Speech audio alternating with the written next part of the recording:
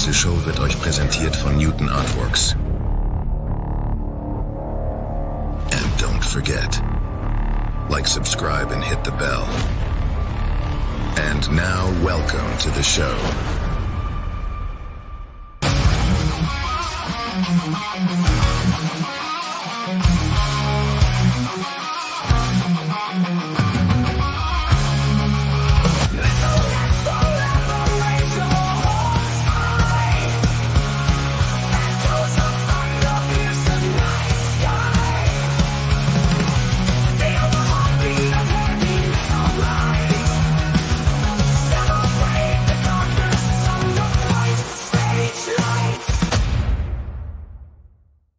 Hi Metalheads, willkommen zu Metal Forever, Show Nummer 832. Das ist eine Aufzeichnung, liebe Freunde, bloß dass ihr nicht wundert, das wäre eigentlich die Show gewesen am Mittwoch, dem 23.10. Und leider hatten wir kein Internet, aber die Sendung war vorbereitet mit beiden Interviews von Mason und Snarm. Und deshalb jetzt als Aufzeichnung, bitte seid so lieb, lasst ein Like da und kommentiert. Leider war es gestern nicht so, aber dafür könnt ihr heute wieder anschauen. Okay, das war, habe ich versprochen. Und glaubt mir, ich habe auch gelitten, ich wäre so gern live gewesen, aber leider hat es nicht sein sollen. Aber dafür ist es heute, dass die zwei kompletten Interviews mit Mason und Snarm. Und den Einsteiger machen heute erstmal die Vorankündigung und danach geht es eine Band, zwar noch nie gespielt, Heavy Star mit Ride On. Erstmal die Vorankündigung und dann Heavy Star. The Metalheads Forever Rockcast Show is proud to present melodic hard rock all the way from Canada. Mason,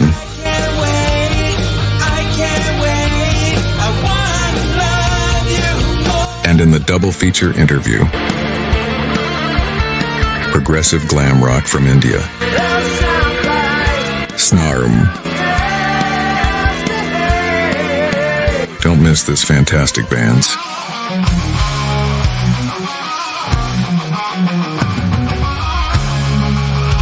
The Metalheads Forever Rockcast Show salutes you.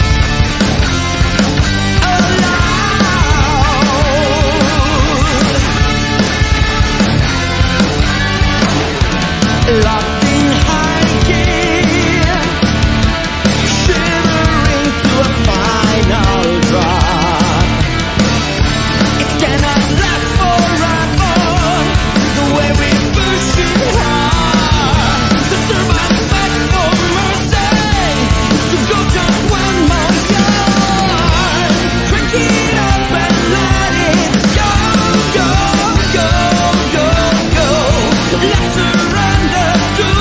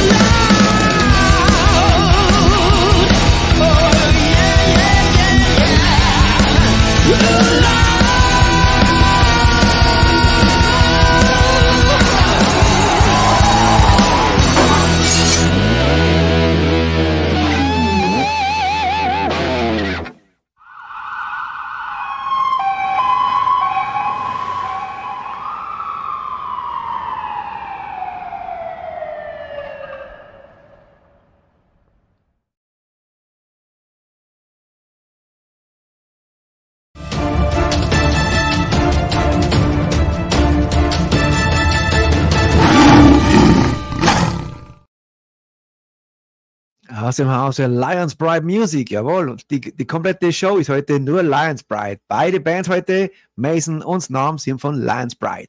So, weiter geht's. Jetzt gibt es einen Headliner. Ich würde sagen, Mason erstmal I Can Wait und dann auch gleich im Interview sind Jimmy, Marcus und Peppy. So, hier ist Mason I Can Wait.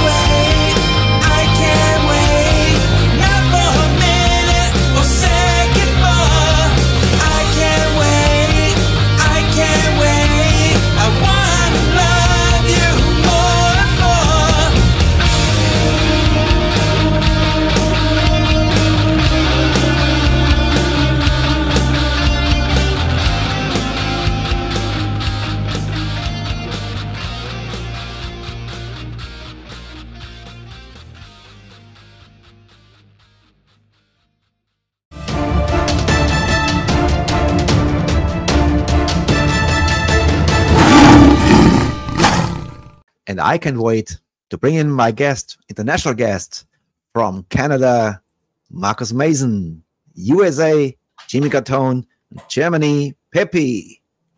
Hi. Greetings, my friends. Hallo, lieber Peppy. Wir machen später das Interview in Deutsch. But we start first with our friend and name giver, Marcus Mason. Marcus, you're a crazy guy, you know. I know you now for over a year, more than a year, maybe 2 years.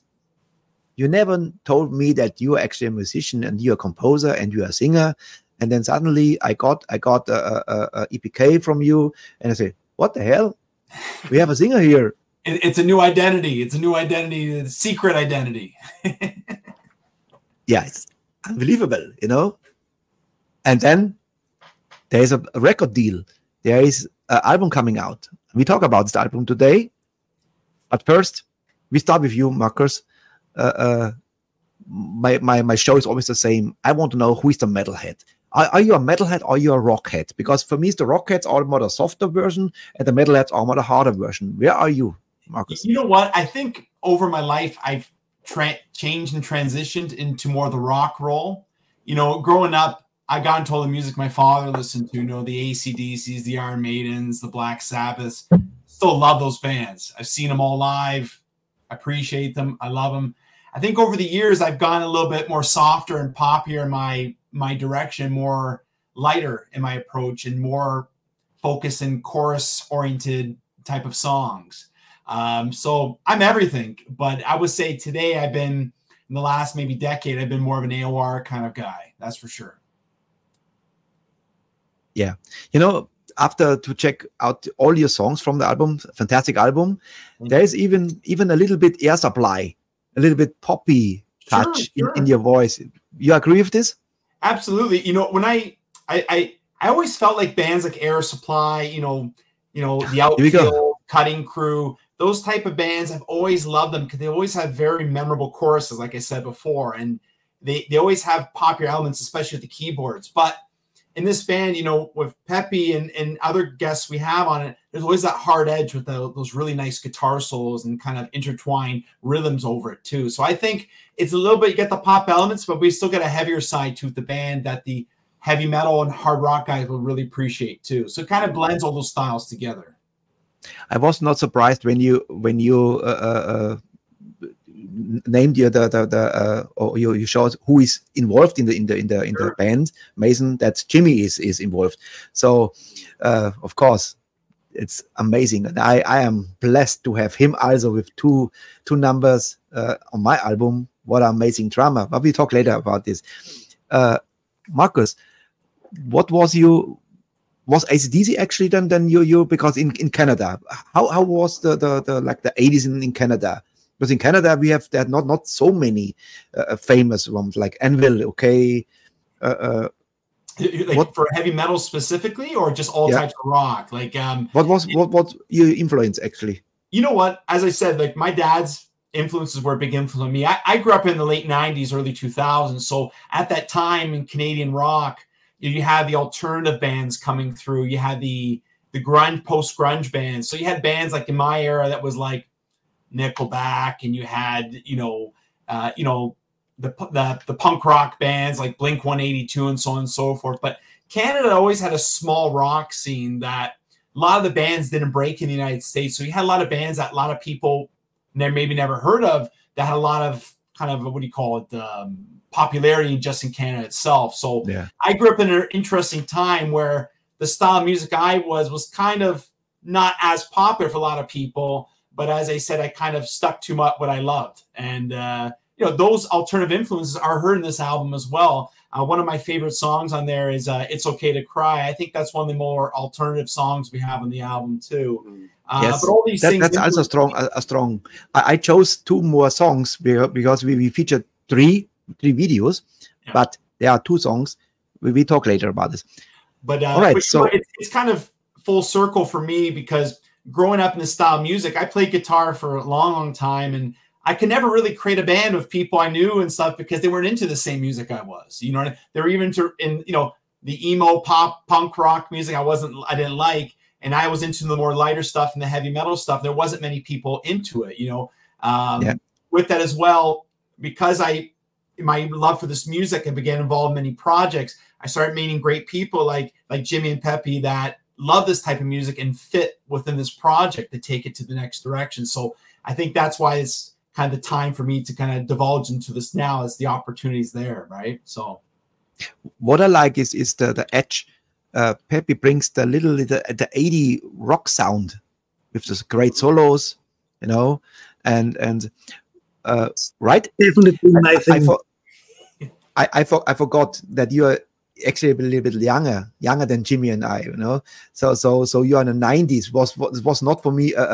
Let's say, when it comes to music, it was not so exciting for me because the early 90s. But then when grunge comes, you know, this was not my music because I was still a heavy metal head, you know, and from the 80s. And I think maybe Jimmy agrees with me. Jimmy brings me to you. Hey, my brother, Jimmy. My brother. First of all, one more time, thank you so much for your great work on my album. You did fantastic work, and also the video, everything, so much hard blood, and there's something coming. You know, there's something in the pipeline for you and me. Who knows? You know, definitely. But give me your story. What was your upbringing? What was what is your story? Oh, music, man, music, absolutely, from jump. You know, I started playing music really early on. You know, actually 7 years old, started playing the guitar and keys. And then I was introduced to the drums in many ways, you know, like my brother was a drummer. So I had a lot of music in my family. It was a very nourishing atmosphere for music. So it's been music all my life. I mean, honestly, I haven't really, you know, gotten away from it at all, you know, just a couple little. We can see the background, keyboards. Oh, yeah. You have a studio there. So and you are not only a badass drummer, you are a guitar player, bass player, keyboard player. All your videos were already I've featured in my show. It's amazing, you know, you do everything by yourself, and cool stuff. Thanks, buddy. Thank you. What is your influence? What do you think? What bands was there a band who really brought you to the stage? Yeah, I like the I guess you would call them like the flamboyant rock stars of the 70s, David Bowie, Alice Cooper. You know, okay. later on, I really liked Kiss, you know, but you know, that was kind of short-lived because I was introduced to something called progressive rock in the mid to late 70s. And let me tell you something, that blew my doors open. That was what I wanted to do. The jazz influence, the heavier, the time signature changes, the heaviness of it, the dramatics of it, you know, was just what I wanted to do, and that's where I went. I went full on progressive rock. But there's also other things too, Richie. It's not as simple as that. You know what I mean? I really loved metal as well. I loved, you know, later on after the 80s were done and over with, like you were talking about. I wasn't a big fan of grunge, but I was a big fan of like Nine Inch Nails. I think I might have discussed this with you before. Maybe Soundgarden? Yeah, Soundgarden, okay. Yeah, definitely good. Definitely good. The Pearl Jam and Soundgarden and Faith No More, they're stuck out of this. This was actually a music I liked, actually. Because Chris Cornell was a fantastic singer, you know. And sure. this was actually cool, I must say. All right. If you for our viewers, I have two interviews already with Hit the Ground Running with Jimmy. They tell more about his music, what he does in other bands like Hit the Ground Running. So only said, or maybe change to German now. Falls ihr noch mehr über Jimmy wissen wollt, in unserer Library haben wir 2 Interviews mit Hit the Ground Running. Und da ist der Jimmy auch dabei. Und weil wir schon am Deutsch sind, gehen wir jetzt zu unserem Peppy. Peppy, wir machen jetzt auf Deutsch weiter. Ja. Gib uns mal deine Story. Schauen wir uns, dass wir nicht zu sehr ins Bayerische rein, weil wir sind ja mit Grafing und Straubing fast Nachbarn. Schauen wir, dass wir nicht ins Bayerische abdriften und machen wir Beckenbauer Deutsch. Du, auf alle Fälle. Gib uns mal eine Story. Du bist der Gitarrist und jetzt gibst du erstmal die Story, wie es bei dir losging. In Grafing, immer schon in Grafing geboren oder wo kommst du ursprünglich her? Geboren in Steinhöring, es ist nicht weit weg von Grafing, aber aufgewachsen in Grafing-Ebersberg. Und ich glaube, wir sind ja so circa derselbe Jahrgang und da wächst man zwangsweise, also wir sind dann Kinder der späten 60er, früher 70er, wächst man zwangsweise auf mit Bands, die man in Pop nach 8 hört, wie Slade, Susi Quattro, Kiss, das Ganze drumherum. Werden einfach groß und dann sind natürlich auch die 80er gekommen, da ist es ein bisschen wilder geworden mit Priest und Saxon und das ganze Zeug. Also ich bin so großfächig aufgebaut, also ich höre viel und bin mit viel aufgewachsen und musikalisch ist mir schon ein bisschen in die Wiege gelegt worden. Ein paar Gene von der Mama habe ich bekommen, die hat ja Ziehharmonika gespielt und dann bin ich irgendwie so zur Gitarre gekommen, weil durch die ganzen Bands, wo man so im TV gesehen hat, so kennst du mit Sicherheit auch nur Disco 72 mit Milja Richter und da waren halt die Gitarristen waren immer die coolsten Typen. Ja. Da musste ich einfach irgendwann mal eine Gitarre. Irgendwann habe ich dann von der Oma... Und dann Thomas Pop Show, so Pop nach 8 zum Beispiel, war einmal sehr cool gewesen. Ja, das war so, ja. Für mich war immer das, aus Straubinger gab es so wenn es um bayerische Bands geht, da gab es, entweder war es in München Spider-Murphy Gang, aber wenn es im Rock war, war es Railway zum Beispiel oder Trans Am. So, das waren irgendwie geile Bands gewesen. Und das, ich weiß nicht, war überhaupt so, finde ich, so gerade in die 80er, 90er, so im Münchner großen Raum haben wir eine sehr gute HR- und Melodic-Rock-Szene gehabt. Mhm, stimmt. Und eine Band, du bist irgendwie, hast du mit Domino, mit der Band was zum Tor gehabt, oder? Irgendwie, oder so ein Freund von dir, oder was war da? Weil das war ja eine Band, die haben wir durchgestartet gehabt einmal. Also ich selbst war nicht bei Domino dabei, ich habe bloß in einer Band gespielt, die For Sale nannte sich die. Und da waren dann nach der Auflösung von Domino, sind dann die zwei, der Angie und der Fredel, sind dann zu uns gestoßen und haben dann bei uns ein bisschen weiter. Wer jetzt mit Domino und nicht gleich was anfangen kann, ist der Here I Am. Dieser Mega, das war ja wirklich ein Hit gewesen. Das war richtig geil.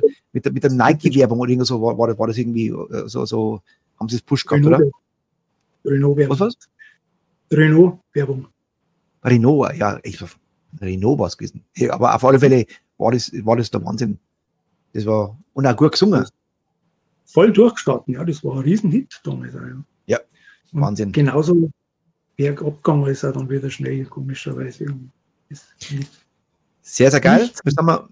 Wir sind mal im gleichen Jahr. Was bist du für Jahrgang? 62. Du bist, hieß der 63, also du bist ein Jahr älter. Ich werde 60, da bist du 61. Vor wenigen Wochen geworden. Gratulation. Aber gut gehalten. Und immer noch im Rock. So, jetzt müssen wir machen wir so ein Mix now between English and German. Marcus, how you found Peppy?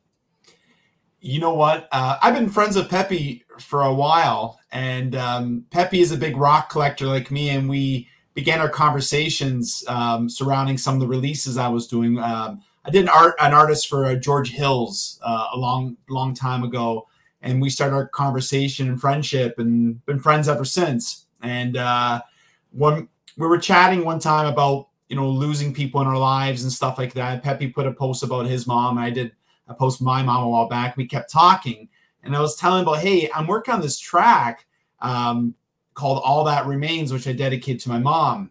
And he's like, this is great. You got to release this. And he was telling me how he plays guitar and he's playing all these bands, which I didn't know. And I said, Peppy, would you like to play on a track? He goes, I would love to do it. And I knew right away this guy was the right guy. Like, he was the perfect fit with this band. He's so talented.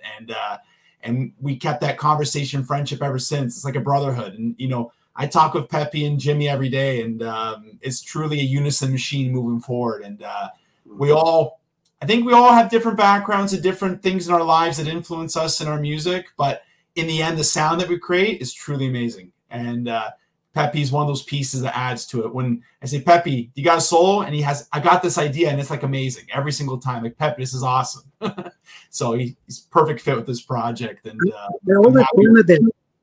I think it fits at the end. Yeah, absolutely.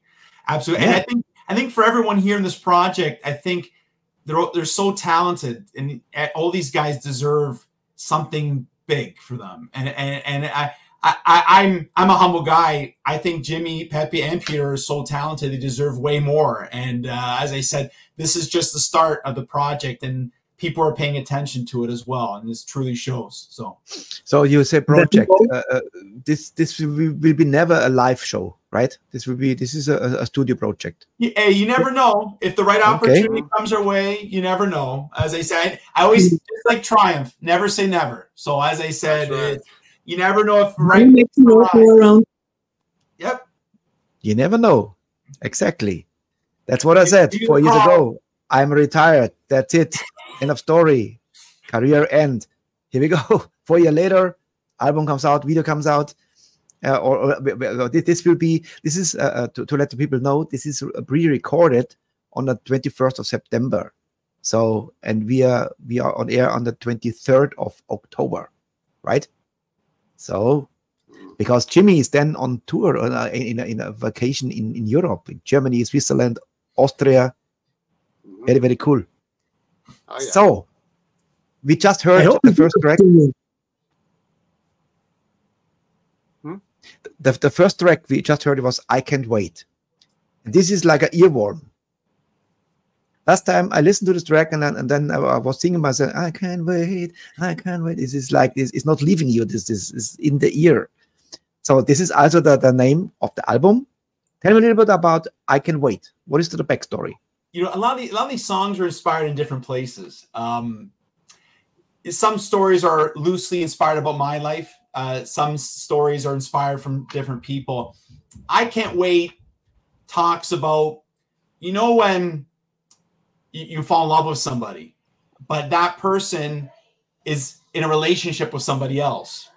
And so you're waiting for that relationship to kind of open a door for you, and you can't wait anymore, right? So I Can't Wait talks about somebody who's waiting for somebody but can't wait anymore and has to say something, but you know if you say something it's going to ruin that friendship, right? So that's what I Can't Wait kind of talks about. It's just that it's driving you nuts. I can't wait. It's not your story because your wife will kill you. You're saying, what the hell? No, it's not about me.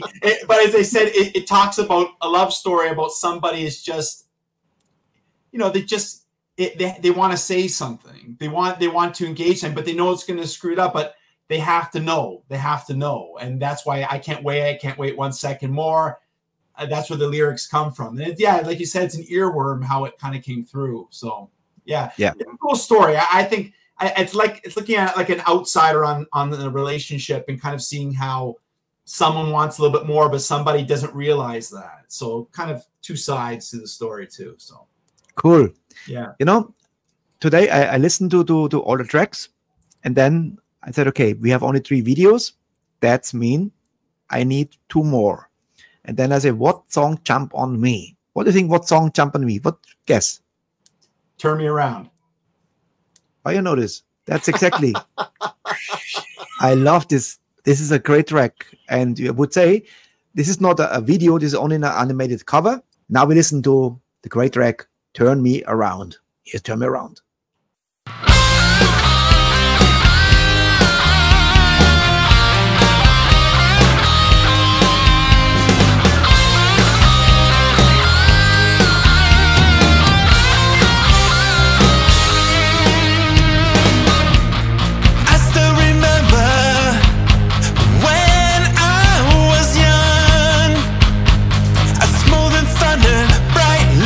It disappeared in a moment.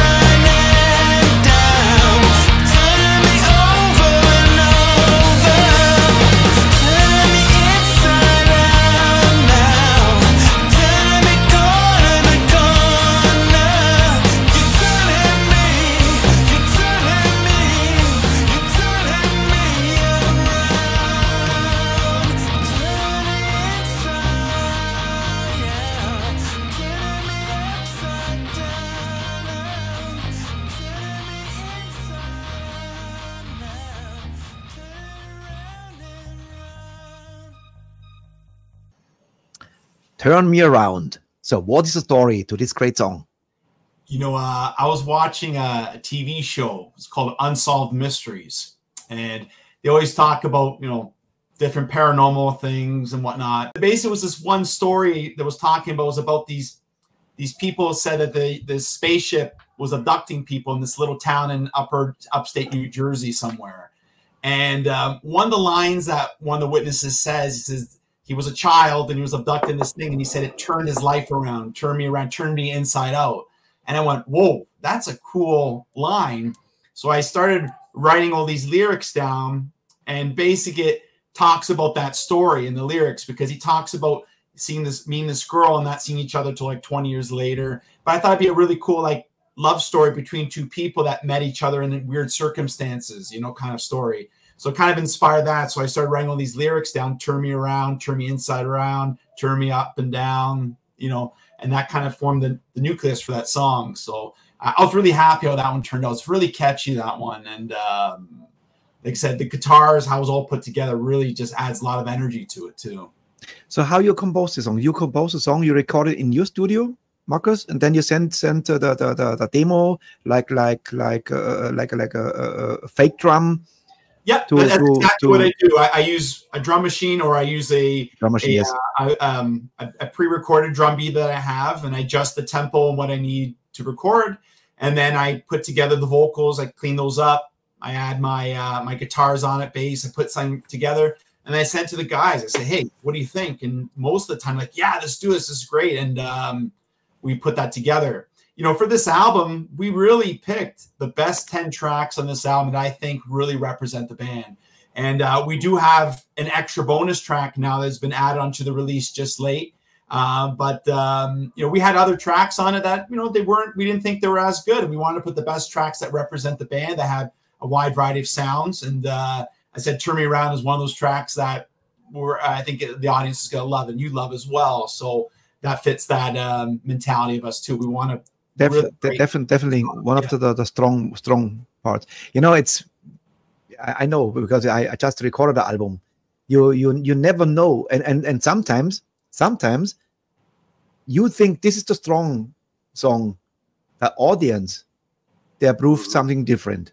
It happens to me now with my Moments EP, that the song which I thought is maybe the weakest song is still the song most played now, is Falling, my ballad. You know, I thought this is the weak song, and the audience choose the songs, not we. We have like favorite songs maybe, but this is funny, and I like this. You know, when people say, no, I love this song. So why you love this song? Because this and that. So yeah, Turn Me Around. But I think this is one of everybody's favorites, right? Turn Me Around in the band. It's a great track. Yeah, you know, Richie, as we were talking about where songs originate from, you know, I remember when I did the first demo for Whatever It Takes, and I thought I was so happy with it, sent to the guys, and I'm putting my guitar away, and I strum a chord, and I went, wait a second. And then I started playing around with it, and then in that same night, I recorded the early demo for One Life that we have the music video today. And so it was like 2 in the morning. I finished around 4 or 5 in the morning, and I recorded the demo for One Life. It's just putting the guitar away. If I didn't do that, I went right to sleep. So sometimes you inspire in the most random places, that's for sure.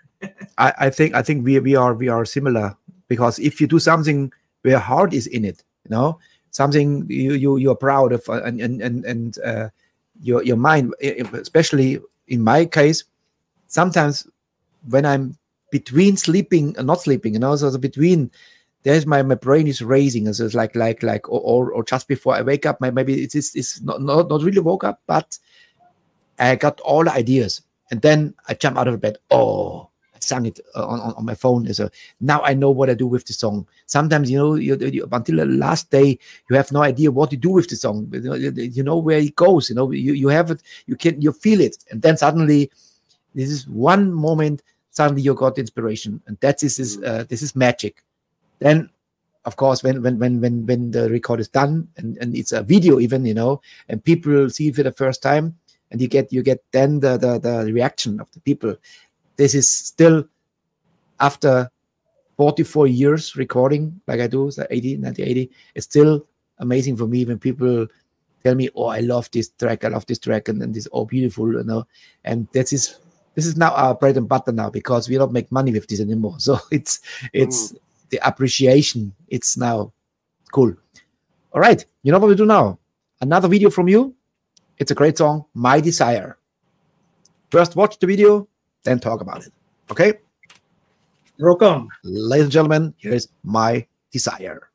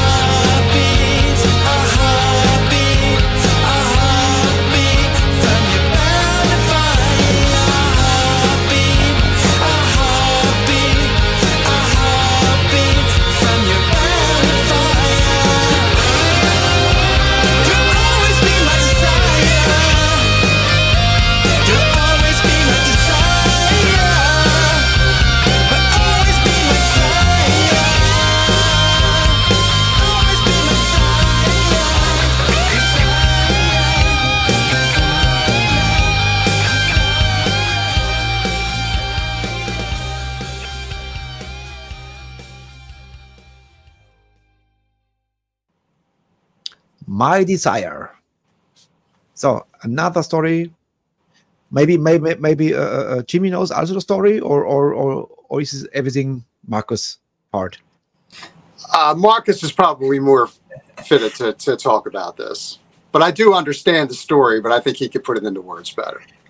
Yeah, it's my desire isn't anything to do with me on that one, that's for sure. It's just another love story. It's about losing someone that you love so much, and the person's you're my desire. You take me higher. You know, the whole story kind of melds itself about a relationship with someone and losing someone in your life. That's basically what it is, a love story and losing that person in your life.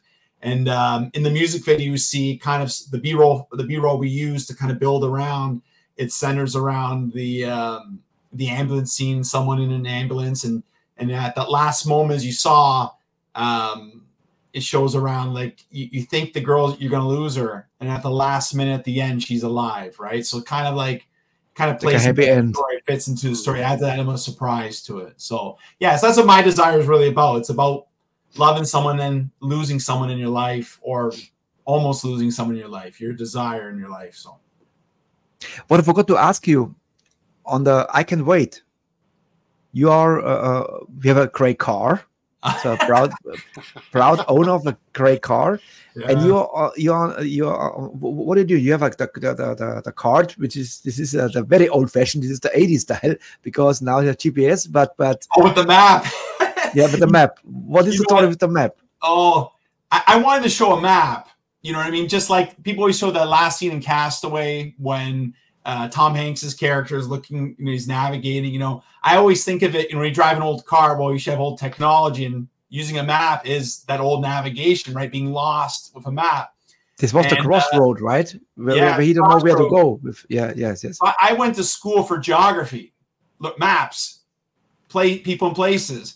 I was like, I got to find a map. So I found this old map in the glove compartment of that car. And I said, oh, perfect. I had this old map. So I used that as part of the scene. So I thought it'd be really cool. Instead of me walking around with a cell phone and looking up at the sky, I thought it'd be really cool to show something a little more nostalgic with the map, a relic from the past.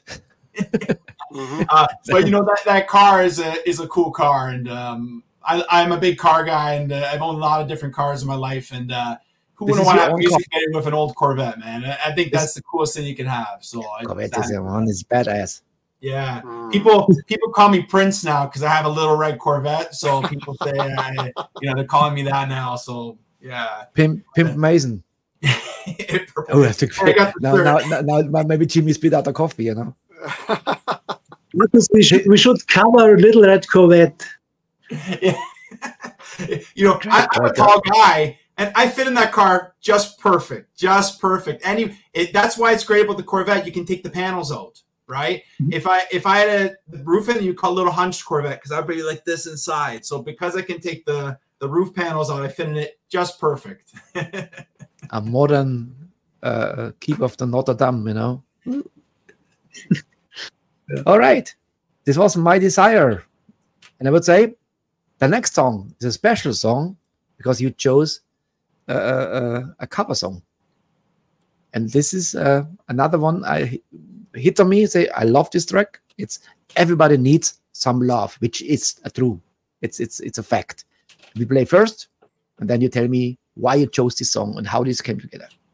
Here is Everybody Needs Some Love.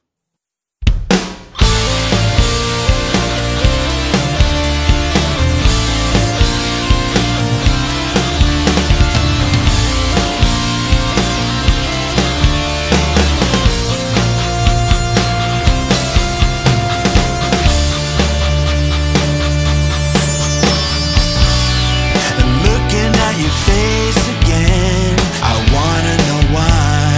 Eyes look so unreal.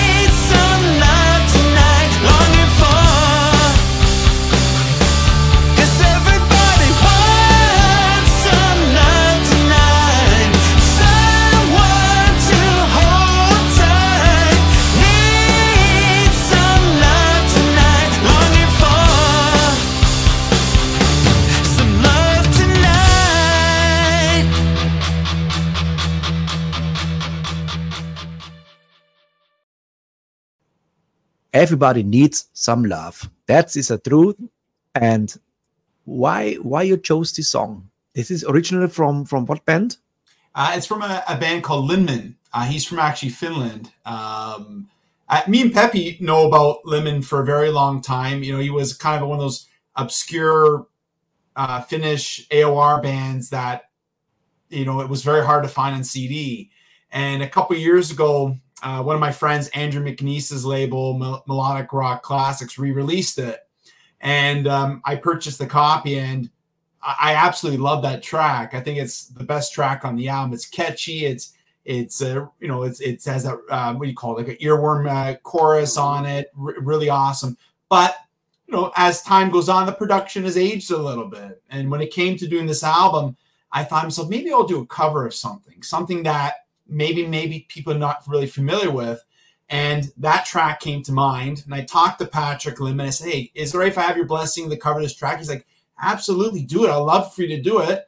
And I started doing the first demos. I sent to Pepe. He's like, oh, I love this. Let's do it. And Pepe has some great ideas because the solo in that original song wasn't very elaborate. It was very short. So we extended the solo area a little bit longer. And Jimmy added some fantastic drums on top. And Peter had made some amazing keyboards interweaving before that wasn't in the original track. So we feel with this version, it's more complete now. And truly awesome song. So we're happy to bring that to more fans worldwide, that track. It needs more attention. I think it's great. So absolute. Everyone needs some love. I think the original solo was a little boring for me. Yeah. Then I created it a little heavier, more rocky. Yep, cool. In your background, Marcus, you have a lot of albums, the album covers, right? I do, yeah. So you're a collector. This actually, because of your collection, you found there was a song or album from Hit the Ground Running, and you were so fascinated. You want to know what's happened with this band. Tell me a little bit how you, because this brings me to the next chapter. Sure. You did something very special actually. Tell me about what happened with this Hit the Ground Running. Why you was fascinated by this band? Oh, Hit the Ground Running was, I think, when you go down the rabbit hole music, you find bands that you never heard of. And Hit the Ground Running was one of those bands that I discovered accidentally.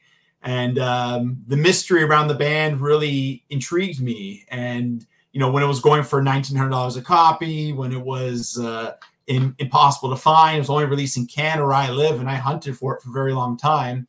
And when I started my podcast show, which was my first big step into music, I got to know Jimmy really well and the guys, and that developed into the book. And actually, funny enough, me and Jimmy were talking about that. It was 1 year ago today that I started the book tour, and that success where I went on national TV. Yeah, I still got it. Of course, here's the book. I had a tremendous amount of fun doing that book, and it was truly a blessing to bring that story. The greatest rock and roll band you never heard of. What a title! Loved it.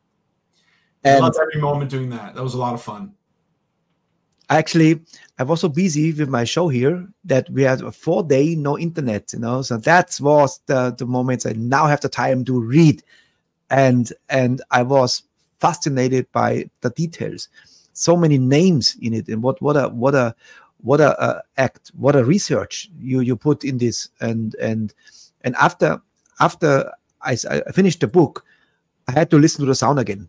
So I listened to Hit the Ground Running again, and actually, I think your book opened the possibility that I met Jimmy more, that we start talking, and now we developed a friendship now, and even he's on my album, what is a blessing, So if you now I switch to German, dieses Buch von Marcus Mason kann ich nur empfehlen. Is there now a possibility you get it in German also? Like people can buy it in Germany? Absolutely, they can. It's only available in English, but it's available worldwide if people want to get it. It's on eBay, Amazon, Germany, anywhere where books sold. I think there's a Bookus BOK US in Germany. I think it's called Bookus, but eBay and Amazon Germany do have copies of it. You can still buy it. It's still distributed. I'm still getting people emailing me and say, I just bought your book now. There's still people picking it up. So it's amazing. It's been really an incredible run. It's awesome. So it's a great read, really.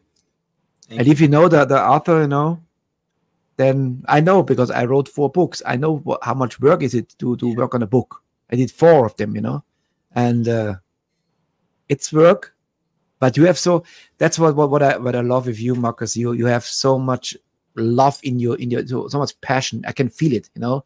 Everything you do, you have passion. That's what I love, you know. Thank you. Sure does. So my friend, we have one more left. Another video from you guys. It's One Life. And now you have to tell me the story before I play the video, because this will be our pick out for you guys. So give me the story to One Life. So One Life, as I said, that was the chords for that song were inspired by accident. And that song there, I had the lyrics written out. And I said to myself, if I ever had the right sound, I'll change and adjust it for a song. So it was actually, the original title was called One Life, One Heart. And I said, maybe it's a little bit too long. And I shortened it up to One Life. And I thought it was much better fitting. One Life talks about, you ever been like, now, you know that sometimes people can have a song, you have certain lyrics aimed for, but people can interpret in a different way. One Life is kind of developed that way. The original premise of One Life was being, you never been stuck in what's called the friend zone, and you can't get out of the friend zone. Well, One Life kind of speaks to that. You know, I'm one life, one heart, one mind, one soul. You're kind of dragging me around and just kind of, you know, I don't want to be a friend. I want to be more than a friend. So that's where kind of One Life kind of originated from. But I know Jimmy and Pepe may have a different interpretation of the song. I've heard people interpret it in different ways. So it's kind of cool how the song is developed in a different way. But it is probably one of my favorite tracks from the album. I just love it how it all put together. And the video was absolutely fantastic. So you guys are going to really enjoy this one. This is my absolute favorite one. So mine too. Yeah. With the trench coat, right?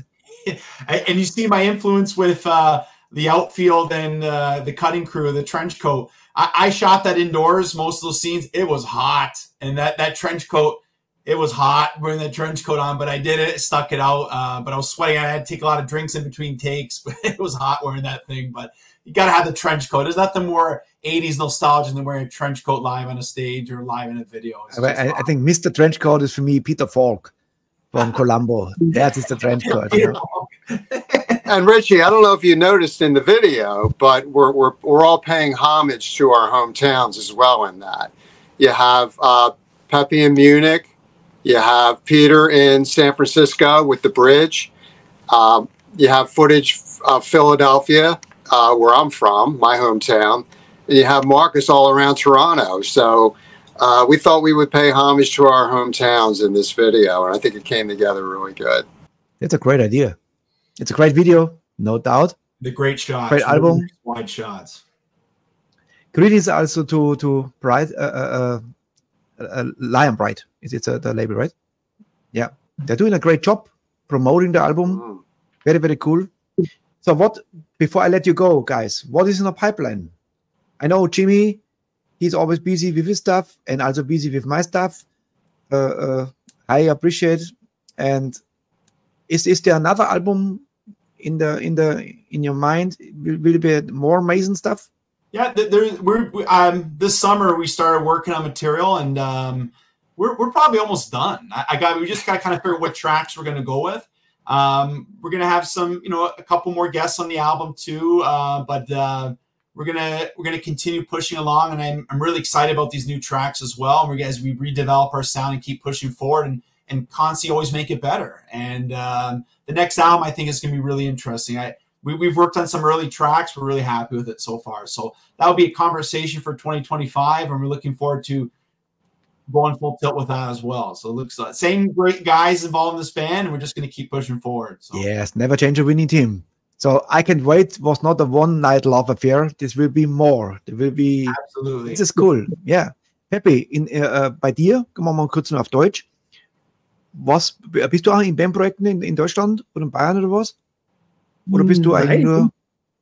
Konzentriere mich völlig auf Mason. Sehr, sehr geil. ja, da bin ich auch gut ausgeschöpft. Sehr cool. Sind ja, wie der Markus schon gesagt hat, wir sind ja wieder schon neuen Songs am Bearbeiten und da bin ich voll drin und das genügt mir vollkommen. Wunderbar. Nur dann kommt Gutes raus, wenn man sich, finde ich, auf eine Sache richtig konzentriert. International guests, Canada, USA and Grafing, Bayern. Sehr, sehr geil. Thank you so much, Marcus, Jimmy, Thank Pepe. you, Richie. Thank you for this great interview. Ladies and gentlemen, Mason. Wir dann. Yeah, thank you. And here is One Life. Greetings, my friends.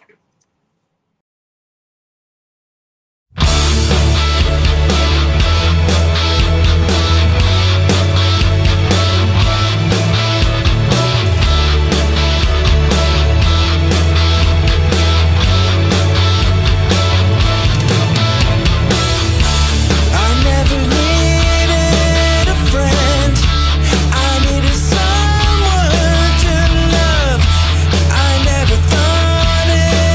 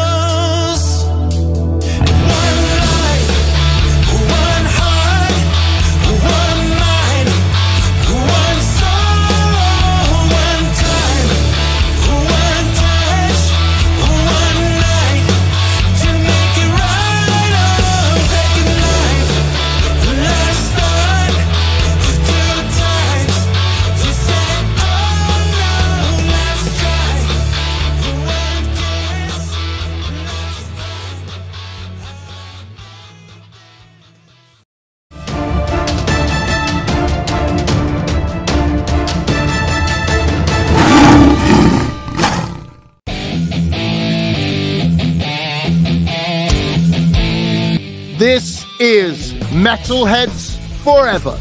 I am Blaze Bailey, and I am telling you, this is probably the best heavy metal show in the world.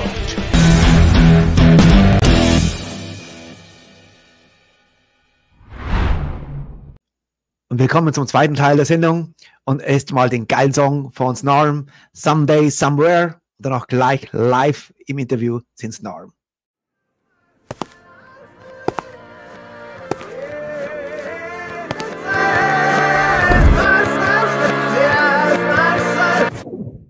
Someday, someone does a miracle that only happened to me. No, no, this ain't no mythical.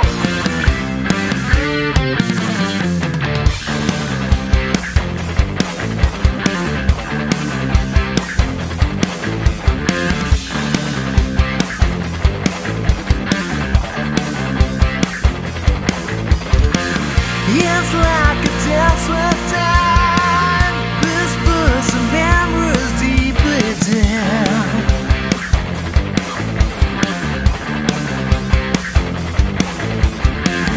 From there since I'm full, I'm yearning to break free through the veils of time. Someday, someone does a miracle.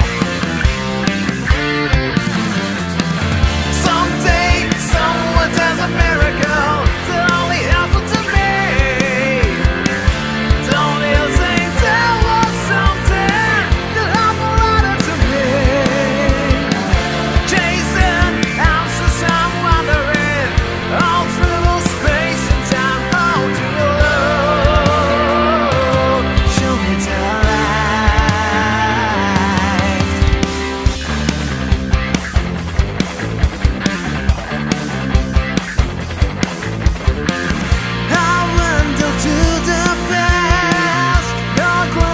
to the big unknown.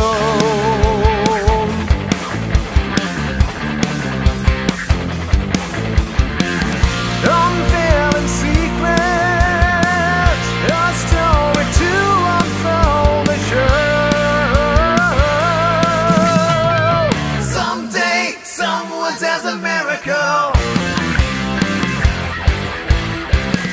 Someday, someone does a miracle. Only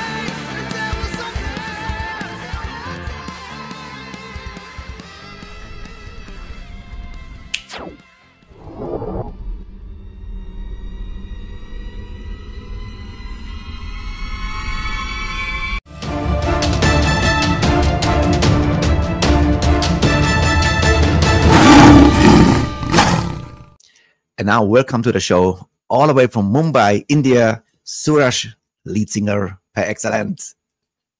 Hi, hello, nice to be here. Good evening, Richie. And yeah, I was just looking forward to this since almost a month by now, if I'm not wrong, since the announcement came out on social media about this interview. And yeah, really excited to be here, and we look forward here. And you're very welcome, and I'm impressed. I had no idea that even melodic hard rock also are bands in India. The most Indian bands I know, they are more heavier, like Gästen der Chronicles, for example, or they're even more harder bands. But you found your niche in the melodic hard rock, which I prefer, because I'm a melodic nerd, because I'm a musician by myself, I'm a singer by myself, and this is exactly my style.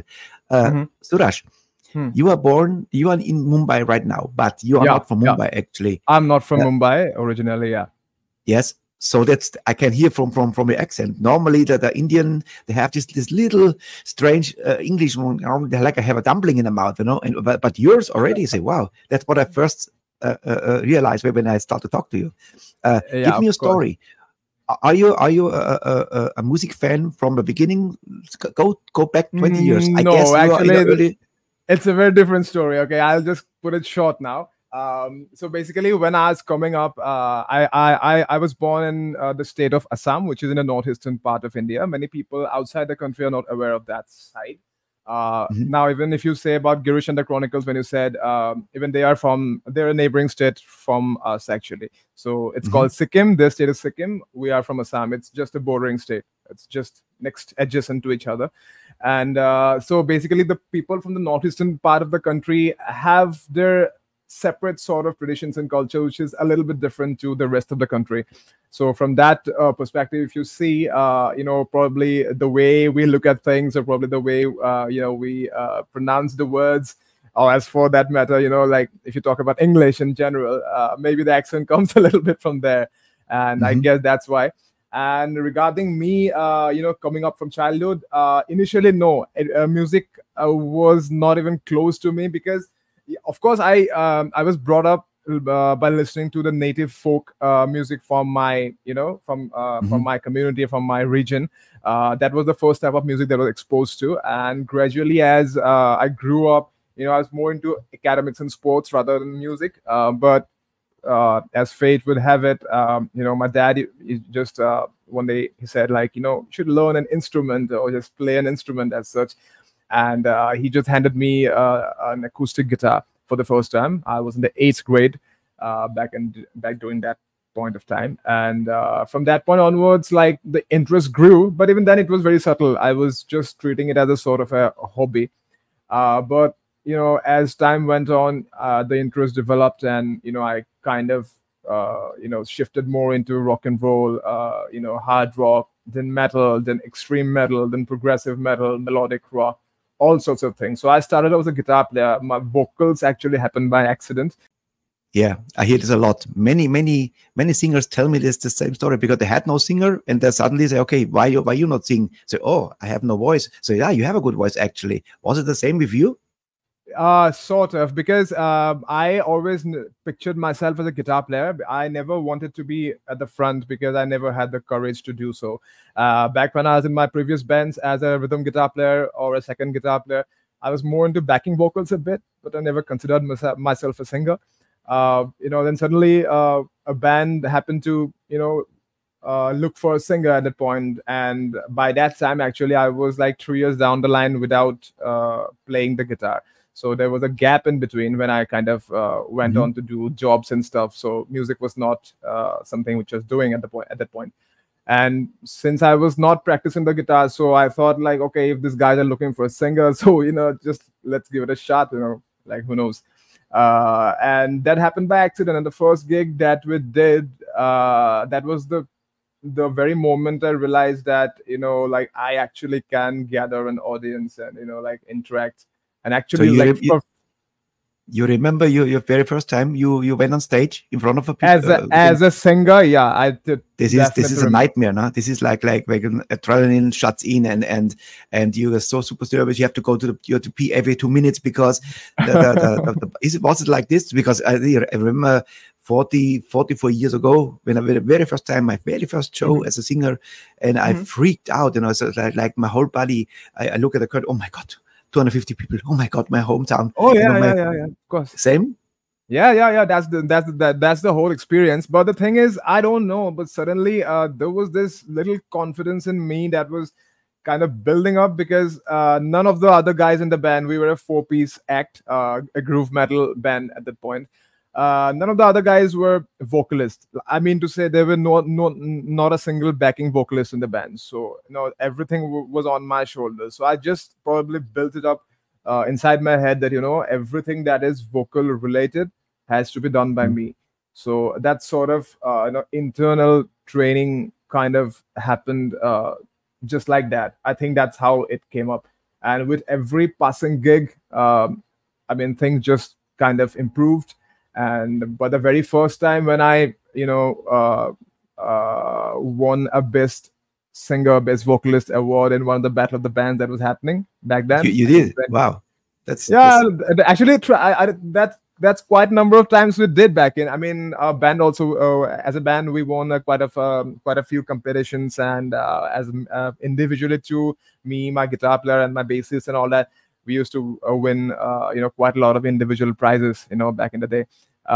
So from that point onwards till now, you know, in between, I did my sound engineering, and I shifted to Mumbai back then in 2019, and post that I've been doing music full time, in a way that I do produce music for other artists. I arrange, and I do film sound and all that stuff.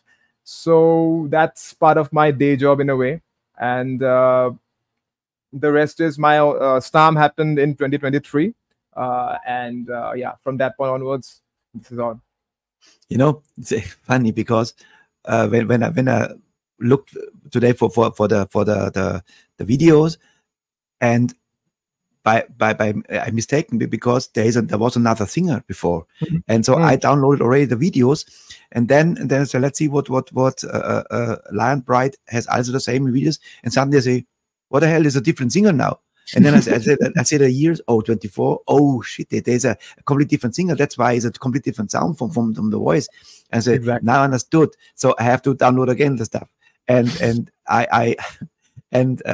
yeah, he was good, but you are better. Your is more.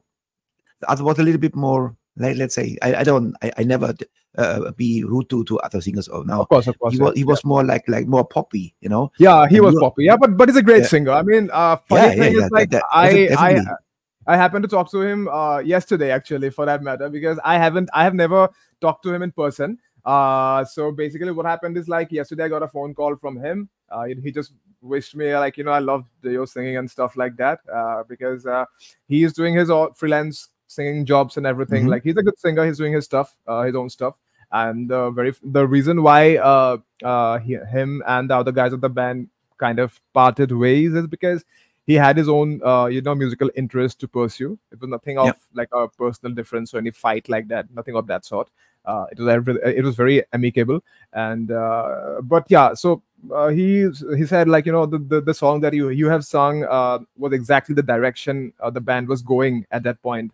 Yes. And that is why he said that, no, he was sort of thinking that, you know, the voice that he had or the way he was singing was not exactly the way the band is going during the transition period when Lion Sprite signed the band. So that's how the amicable split happened, and then the guys approached me, and this happened. Yeah, I like it, but if I say, if you compare him and you, he was cute. A cute voice and a good acting, very good, very professional. Yeah, of course. But your is more serious. You is more rock star, more like grown up. You know, it's hard. I don't know how you see it, but this is how I feel it. I say, oh yeah, this is now a serious rock star here. Yeah, sure. So I had this the whole album here. So I have to make a choice what song, because there are two videos available. The first one, Someday, Somewhere. We talk about this in the end. It will be your kick-out song. So we don't talk about now. And then I listen to all the songs from the album, and then say, so what song jumps on me. This is always the same. And then I listen twice, 3 times, so I know what song I want to feature. And this is this rock and roll ride. And maybe this is your story, but we listen first to the song, and then you give me the story, okay? Sure, yeah, definitely. Here is this rock and roll ride.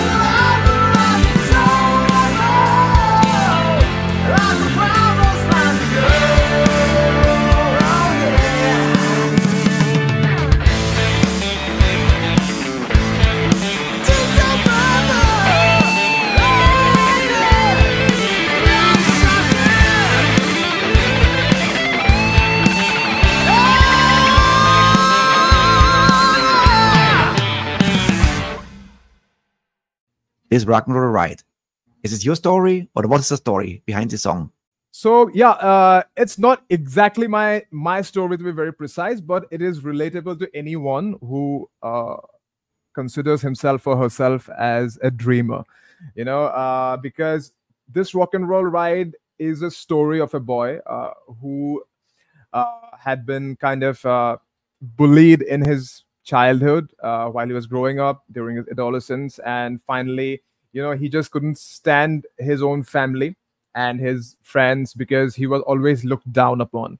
He was always treated as a waste, someone who could never do anything fruitful in life. So he ran away from home. He wanted to be a rock star, or he just wanted to achieve his dreams. So he ran away from home. He fought for his dreams, and he worked hard and persevered. And at the end, he achieved it. So towards the end of the song, there's a line. It says, "So after all these years, I write to you." So basically, the whole song is a letter from the guy to his mother. The whole song is like, yeah. So the first line, if you see the song, it's called "Hey Mama, I've gotten older since the time we met last."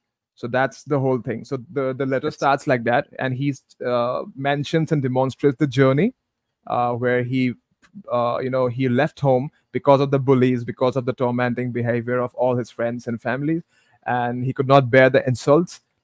He becomes the person he wanted to be in life. And towards the end, he said that even after all this, I still remember you, Mom. And so whatever I set out to become, I have become. And I just wanted to give you this good news. So this is actually a song which can go out to all the dreamers out there. Like if anybody has dreamt about doing anything big in life, and he or she has worked hard, sacrificed his, whatever, and achieved it, this is for everyone. Of course, we are a rock band, so we have put it in the form of a rock star or a rock musician, but this is applicable to practically everyone who sets out to, achieve anything in life. I think we are all dreamers. We musicians, we are all dreamers. At the most of them, we are all dreamers. Of course. Some people, they believe in this. Me, for example, I am close to 60 years now, and you don't my look, though. My dreams fulfilled many times. I had dreams, and I had really real dreams, like you wake up and go, man, what was this for dream? And then I followed this dream, So, and in the end of the day, looking back now, it happens many times. You have to believe it, work for it. It never comes from self. You have to work it. You have to make your experience and believe in yourself.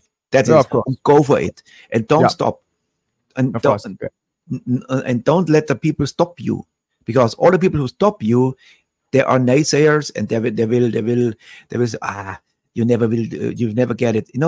If you ever listen to all the naysayers, bands like Guns N' Roses, Metallica, or even AC/DC, whatever, they would not exist, because they went for it. Or Kiss, for example. I saw just an interview with Paul Stanley, how difficult it was, how long this took until they were already well known. Kiss, speaking of from the 70s, Kiss in the 70s. Of course. They already had platinum albums still in the depth. And then one day they were in the black. And they say, this takes years.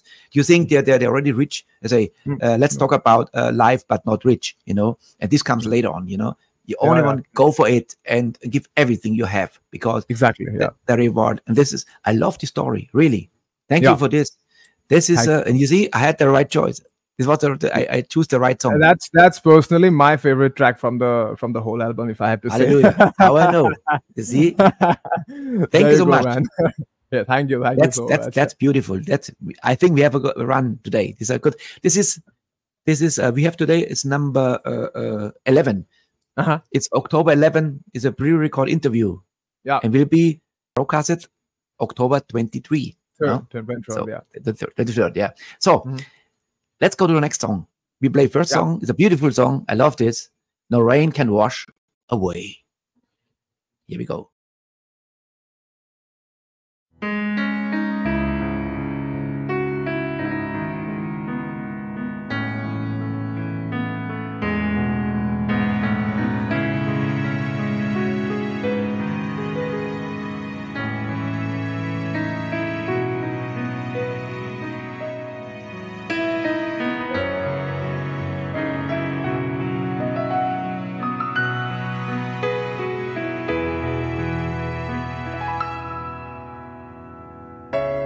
Never stood back, never did fear Stop chasing dreams. Lived on for the rush. Lived in the fear. Never cared for some rest. Just knew to hear. Do you hear? Do you hear me as I sing? Are you there to hold me and stay?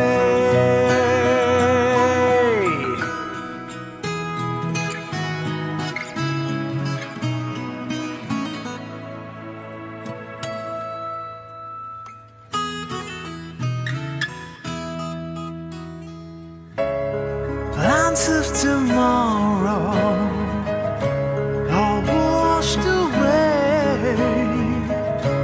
A teardrop filled ocean is where I drown. Yeah, was this the final song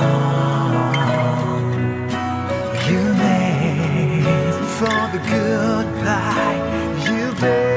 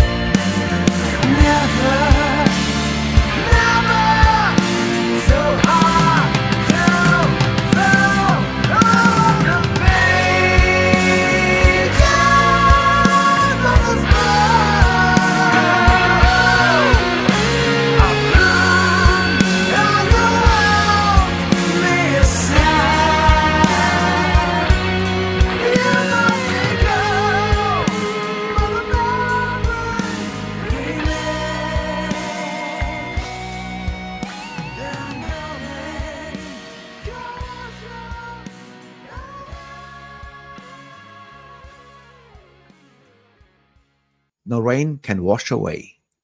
What a wonderful title. Give me the story to this great song. Yeah, this is a story. It's a very personal one. I think by now most of our listeners are aware about this, but yeah.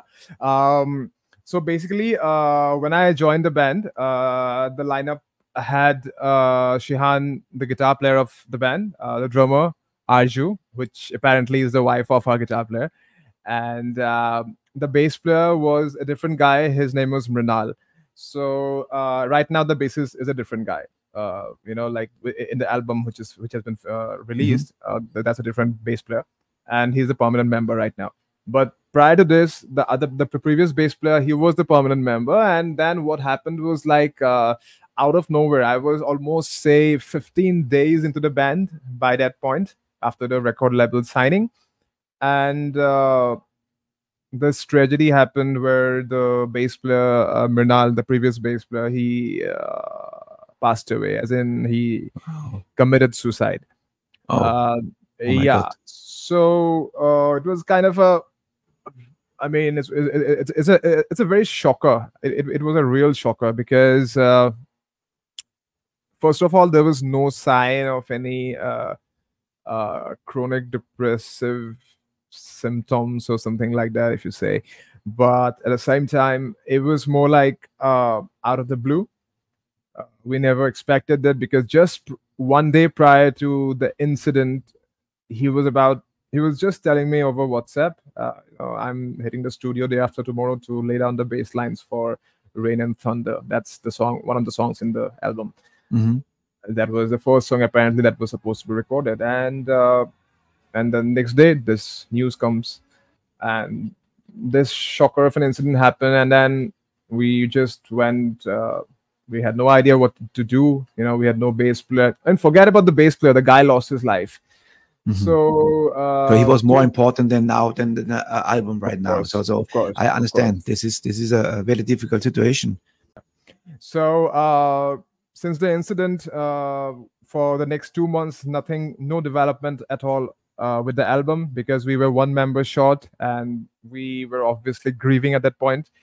So by the time the new bass player happened, we had decided upon the fact that there's gonna be at least one song in the album which will be our personal tribute to Mrinal, to the bass player, because since the time he joined the band, I think that was say 1 or 2 years prior to me, the band just took off just like that. He was sort of like a lucky charm, and lucky charm in a way.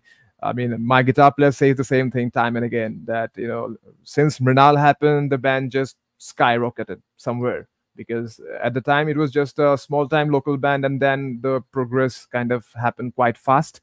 And so No Rain Can Wash Away was decided upon as a tribute song to Mrinal. And when I penned down the lyrics, I didn't want to go into much sophistication. I wanted to put things very straight away, like any guy or any girl who doesn't understand complex English or vocabularies like that, anybody should be able to relate this song, so that if anybody, any of the personal, any friend or any family member passes away, or any loss of a friend, that song can be a song that is relatable to that person.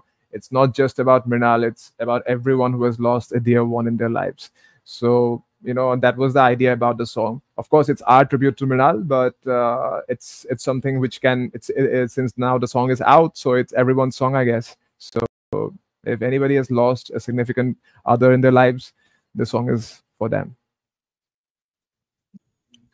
Suraj, yeah, this is a very sad story, and I relate to this because I lost my drummer. I lost my bass player, my drummer from my 80s. Commit suicide, and without warning, without note, nothing, and it's like a shocker.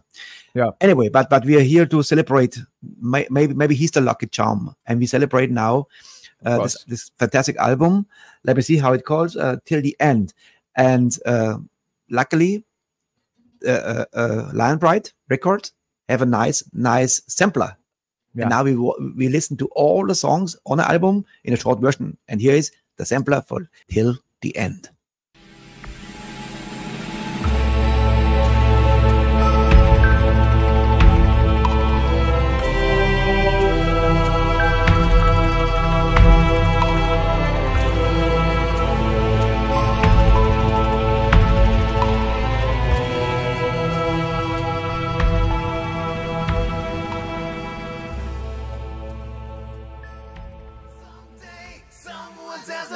miracle. Someday, someone does a miracle that only happened to me. Don't you think there was something that happened right to me? Chasing answers and wondering all across space and time, trying to be your songs of tomorrow. No road that you'll be close and throw. In this fast runs the chicken roll. Don't be too ravished to prove. Stand tall, stay true to yourself.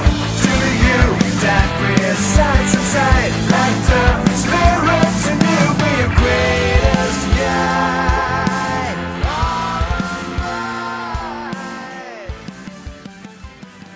We're gonna be so strong, my friend. We're never gonna fall again. We'll be together till the end. We're here to stay all the way.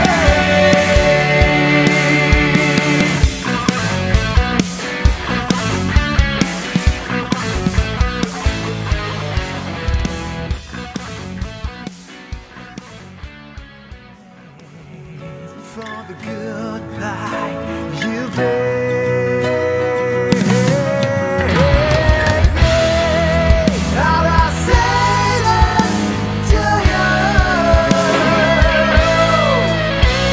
Every place, every time seems so fast still.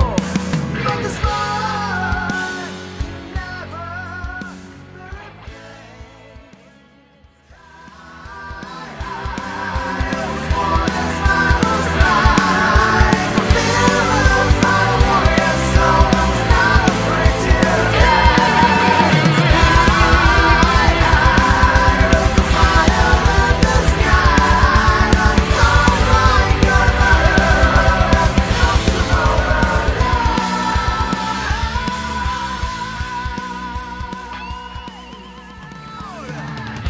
I decided to chase my dreams, run away from my dreams, till I made myself on his feet, through the moments of conceit.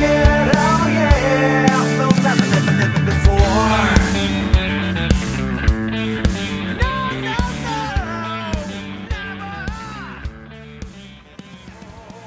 To strangers running in the sky, rolling down moonlight in the rain of thunder night. Oh, to strangers running in the sky, rolling down moonlight in the rain of thunder night. And I got this feeling right. Mother, with her all patience, has given us all. Now it's our turn to return a call. Never ever time returns what we have done. Suspend this time with love and care. Bitter hearts and voices telling me to stop loving you. I don't care that I hurt my heart says, telling me to keep loving you. Couldn't stand one more lonely night. Why did you here by my side? Just come over here. Yeah, there are a lot of great songs on it. I love it. But Thank you. I must say, we come now to the next song. I helped out a little bit because there was only 2 videos available, and I want to give the people more from you. And I choose another one. And you told me before that I chose the right one. This is Rarest of Pearls.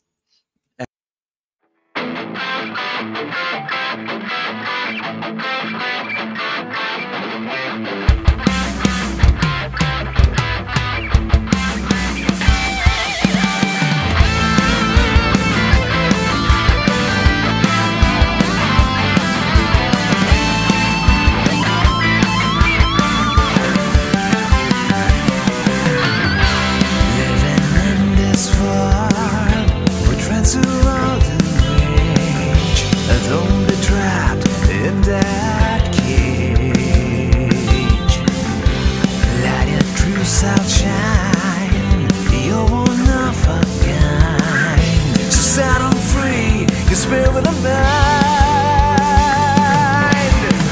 Also, I'm born to find the sky. So it hasn't legal. I find high, touching the sun. Be your soul up to follow. No vote, let your colors unfold. Yeah, this fast runs the chicken roll. Don't be too embarrassed to prove. Stand tall, stay true to yourself. To you that resides inside. Like the spirit in you, be your greatest guide. Alright.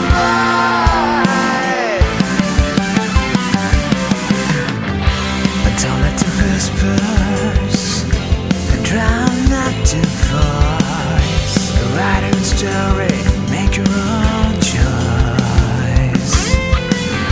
The trends will come and go, but it'll always remain a big and a big true in a fake world.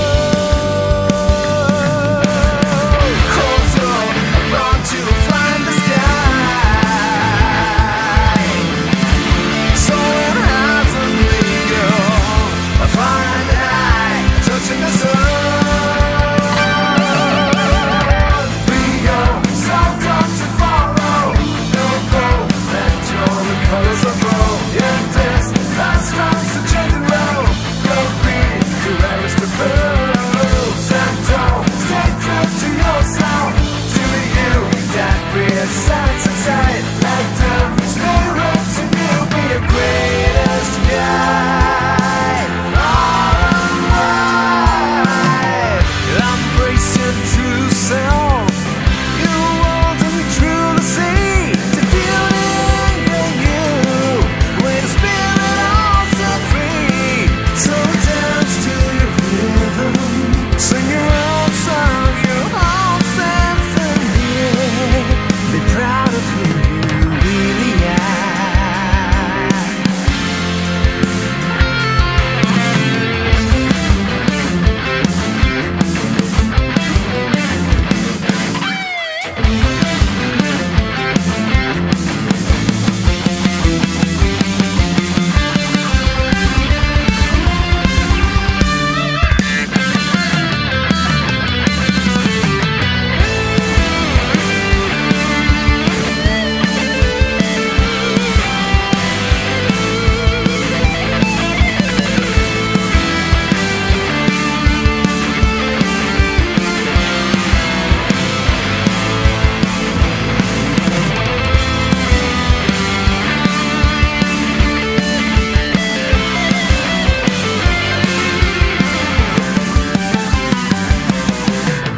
Yes, you're alone to find the sky.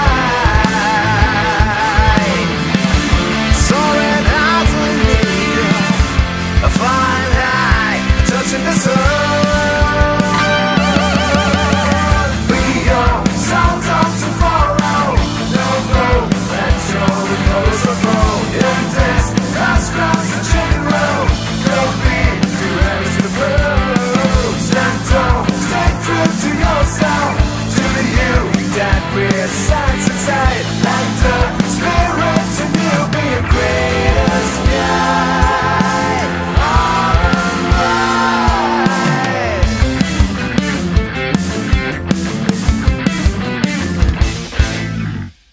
Alright. Why? I think we have the same taste or whatever. Is also one of your Seems favorite, like it. right? Yes, of course. And that was apparently the last song that we made for the album, and that was the song that we probably churned out in the least amount of time. Why I'm saying least amount of time is because we were like 8 to 9 songs down by that point, and the vocals were being recorded for the other 8 songs. The 9th song we were kind of in the process of making, but we didn't have any idea. So Shihan came up with this riff, like and like I was like, all right, so this is a very catchy hook line sort of a riff, let's not shift it again to a different one when it comes to the chorus. So I was like, put this as the chorus, we'll repeat it, let this be like a recall you know, recall factor of the whole song. So I didn't want to go into a different melody, and I was like, okay, what can go lyrically with this particular riff? Because I wanted something which the audience could, you know, like shout and scream when, if we suppose someday play in a bigger venue. So I thought, like, you know, why just put a topic which is very intricate? I was more like, okay, let's say this, you know, why chase trends? Why just go after what is popular? You know, why we are not proud of what we are? You know, that's the basic theme of the song. Because if you say the chorus, so it says, be yourself, don't follow, no vogue, let the colors unfurl, which means be yourself, don't follow the trend, you know, no bullshit, let be your authentic. own colors, be authentic, be original, be whatever you are as a person. Don't just stupidly go off the trends. That's the whole idea about the song. It's a I had no idea that the Indians were writing so great stories, great lyrics. I love this. Suraj, this is amazing. So I have to listen to the album once again. Maybe I fall in love in more songs like this, you know. But this was like I want to bring two more songs and a sampler and shows the people. So ihr da draußen, I speak now a little bit German to my audience. Ihr da draußen, holt euch dieses fantastische Album von Snarm. So now a big question: what means Snarm? The band title. Okay. Yeah, this is the question which we get a lot. If I have to be very honest. So there's no one specific meaning of Snarm. So initially, the name of the band was called The Final Touch. That was the initial name before I joined the band. Actually, quite a few years before that, it was called The Final Touch. And by the time it became Snarm, so the basic thing that the guys were into was like they wanted a shorter name, which probably had a very, you know, ring to the word, you know, like you can say that. I mean, you say a big name and you say one syllable name like Snarm, you know, here comes Snarm. So it's like a very short and brief. Yeah, that was the idea. But eventually, even though that came just as a random name, we came to know after searching, or researching, you can say, we sort of got to know that it also means teamwork, dedication, unity, all those different stuff. So by that time, the single called Till the End with the previous lineup was out already. And the theme of the song Till the End was exactly based on those lines. So that theme and the band name, which we discovered, has also a different meaning. I mean, both the meanings were kind of similar, the song meaning and the band name meaning. So we decided to, name the album Till the End as well. We re-recorded the Till the End song, which was earlier released with a music video as a demo. So that's how it came into being. So it's not exactly a word which has a specific meaning, but probably it means us by now. Cool. So now we know it. Snarm. So before we talk about what is in the pipeline, we need first a picture. This is important now. I count to 3 and you give me a nice smile, whatever. Okay. And 1, 2, 3. All right. This was for the girls, the smile.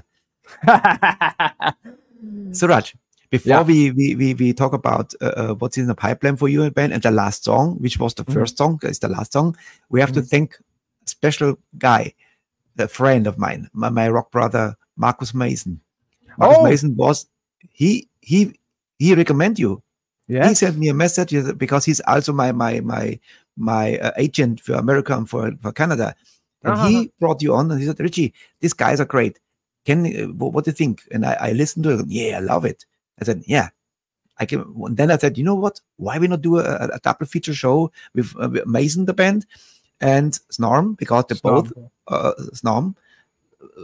You're both on the same label, Lion Pride, and that's why we are, when it's recorded, when it's published or broadcasted, it's going to be on the same day. Same day, yeah, 23rd. Yeah. So Marcus Mason, just before my guest, and now, and the drummer, Jimmy Catone, is also my drummer. Yeah. For 2 songs on my album. Oh, really? Oh, okay. Yeah. He's a killer on drums. Marcus's album is coming. I mean, it's releasing in a few days, if I'm not wrong. So he has released 2 music videos by now. I checked it out. It's pretty good. I mean, he's one hell of a musician. I just I bumped into him over Facebook. I don't know, maybe in June or July, and by that time, by now, like we have been such close buddies over Facebook. He's like fantastic. He's a great guy. Marcus is a great guy. He's a great guy. I'm just asking him, like, if anything, if there's anything in Canada, I'll just go and meet you first. Now you can thank Marcus here now, because he's the reason why you're here. Of course. Thanks, Marcus, because it's because of you I'm here talking to Richie, and I'm just looking forward to your album and your interview in this very segment. Yeah. So, my friend, what is in the pipeline before we come to the last song? Are you planning even to come to Europe or what? Because it's a long way from India to Europe or what, or Asia. What is in the pipeline for you guys? So at the moment we are starting off with India. Like from November, December onwards, we are currently the band is in rehearsal phase for the upcoming line of tours that's starting from the northeastern part of the country, from our place actually, and then in 2025 or something, well, we are thinking about something that's bigger probably. I mean, if everything goes right, we might try something I don't know, Europe or whatever, if if we get a proper agent or something, which we are in talks, of course, but nothing has been finalized yet, but we are looking forward. In the meantime, songwriting for the second album is also in process, but yeah. Cool. So you're not lazy, you're rock. You're this is a rock and roll ride, yeah? What you're living in. Totally. Someday. All right. And the last song, Someday, Somewhere. What this means? Do you see yourself somewhere, someday? Or what is the meaning behind this great song? Someday Somewhere is a song which speaks about the phenomenon of deja vu, if you know. The deja vu is that it's a French term. It's basically means, I think you might be aware, it's basically like when you go to a place, for example, you feel like, say, oh man, I kind of feel like I have been here before, but you have never been here before. Deja vu. Deja vu, yeah.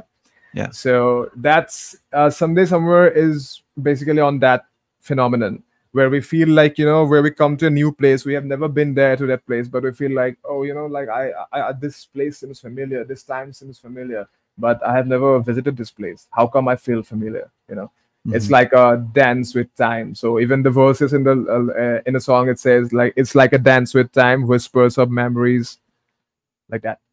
So it's basically on that phenomenon, and that's why if you see the music video, the model which is there in the video, she wakes up from a dream, and the band that's playing, that's us, that happens inside her dream. So even though she is not aware that what exactly is she looking for, she just moves into another dimension where the band is playing. So it's if you watch the music video, it's pretty much obvious about that phenomenon. It's beautifully designed, and yeah, that's about it. It's basically about deja vu. Beautiful designs. This is the point. I love it. That's why this is the beginning and the end of this beautiful interview with you, Guy. So this was great. Thank you, Suraj. I really appreciate it. Thank you, Richie. Thank you, Richie. And all the best for you, for the future. Keep rocking. Keep dreaming, my friend. Keep dreaming. Thank you. Thank you. Thank you, Richie. Thank you so much. Ladies and gentlemen, this was Suraj from Snarm, and here is Someday, Somewhere. Yeah.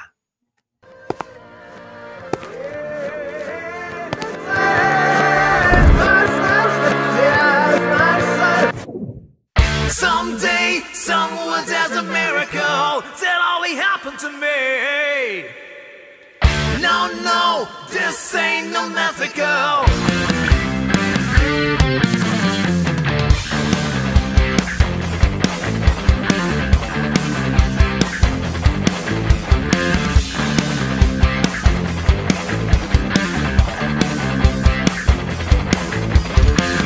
It's like a dance with time, whispers and memories deep within.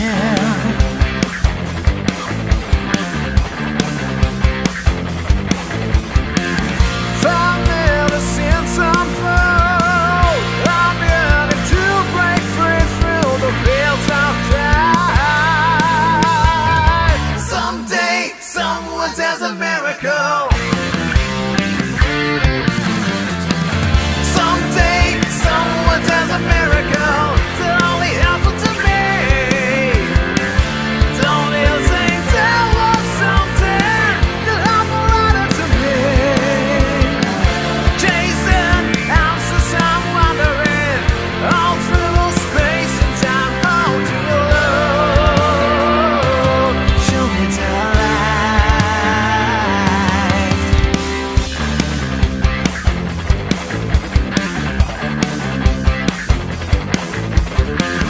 I went to the past, your glimpse into the